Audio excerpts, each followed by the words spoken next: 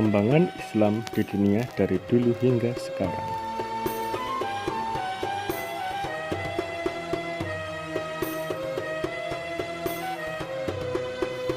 Perkembangan Islam di dunia dalam bidang ekonomi, bidang politik, bidang pendidikan, dan hikmah dalam bidang ekonomi. Pertama, periode klasik ekonomi Islam dimulai sejak misi kenabian Muhammad SAW hingga tahun 1500 Masehi.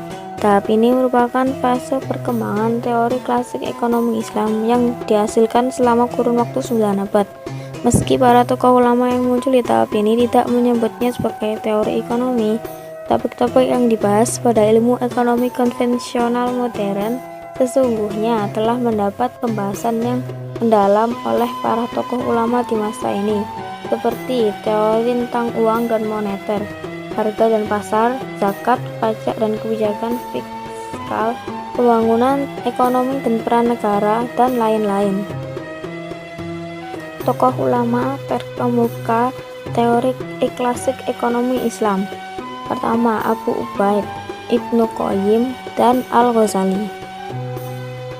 Yang kedua, periode stagnasi dan transisi. Kita mulai dari tahun 1500 Masehi sampai 1950 Masehi. Masa di mana perkembangan ekonomi Islam mulai mengalami stagnasi. Pada fase ini, Khalifah Turki Utsmani menjadikan wakaf tunai sebagai mesin pertumbuhan ekonomi selama kurang lebih 5 abad. Kemudian, kontribusi lain pada tahap ini terkait dengan konsep asuransi takaful atau asuransi syariah. Pada awal abad 19, seorang fuqaha mazhab Hanafi yang bernama Ibnu Abidin menjadi tokoh ulama pertama yang membahas secara eksplisit definisi, konsep, dan pola transaksi asuransi yang sesuai dengan syariat Islam.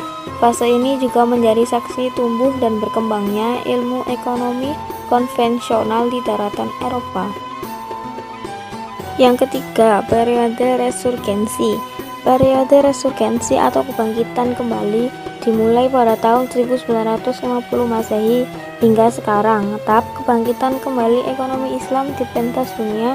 Hingga saat ini, para ekonomi Islam masih melakukan proses reformulasi ilmu ekonomi Islam sebagai sebuah disiplin ilmu yang mampu menjawab berbagai tantangan ekonomi di dunia. Saya Sivana Putri Sinta Rodianti, kelas 12 MIA 3, absen 33 akan menjelaskan tentang politik dunia Islam. Politik Islam merupakan kebangkitan nilai-nilai Islam kontemporer dalam kehidupan publik dan pribadi. Islam menganggap politik Islam sebagai sistem alternatif pemerintahan melawan sistem barat dan ideologi demokrasi, kapitalisme, dan sosialisme. Peristiwa yang datang di bawah politik Islam merupakan penciptaan Pakistan pada 1947, Perang Arab Israel tahun 1947, 1956, 1967, penciptaan Jamaat Islam oleh Maulana Abu Ala Al-Maududi, Revolusi Iran 1979, kemudian pada pertengahan 2000-an, kelompok Islamis menjadi bagian dari politik arus utama di Mesir, Lebanon, Turki, Yordania, dan Kuwait. Perubahan politik Islam dari nasional ke bentuk transnasional seperti yang terjadi di Afghanistan atas intervensi Soviet pada 1979. Waktu itu, pejuang kemerdekaan datang dari berbagai negara di seluruh dunia, khususnya negara-negara Muslim, termasuk Pakistan, Iran, Arab Saudi, hingga Mesir. Pendidikan Islam di dunia. Kesadaran akan pendidikan baru disadari oleh umat Islam sejak abad ke-19 Masehi. Pada saat itu, semua kaum muslimin di dunia ini baru menyadari akan keterbelakangannya dan ketertinggalannya dari bangsa barat. Ulama-ulama khususnya di Mesir mencari tahu akan penyebab yang membuat umat Islam menjadi tertinggal dan terbelakang. Para ulama juga mencoba mengkaji dan memahami kemajuan bangsa barat pada saat itu. Pemerintah Mesir mengirim banyak pelajar ke luar negeri, khususnya Eropa, supaya mereka dapat melakukan pembaruan di bidang sosial, politik, ekonomi, dan pendidikan pada saat nanti mereka sudah pulang ke negerinya masing-masing.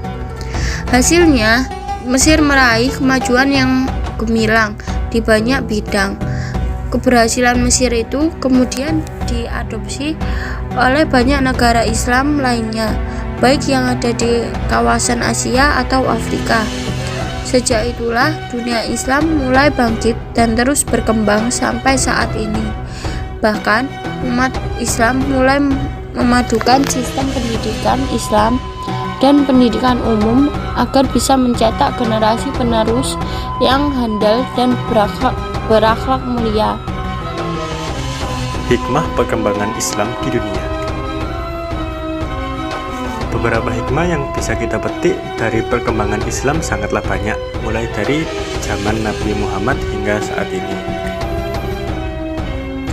Contohnya, pertama, semangat belajar Islam yang tinggi, semangat perjuangan dalam meraih masa depan, menjunjung tinggi persatuan dan persaudaraan antar Islam.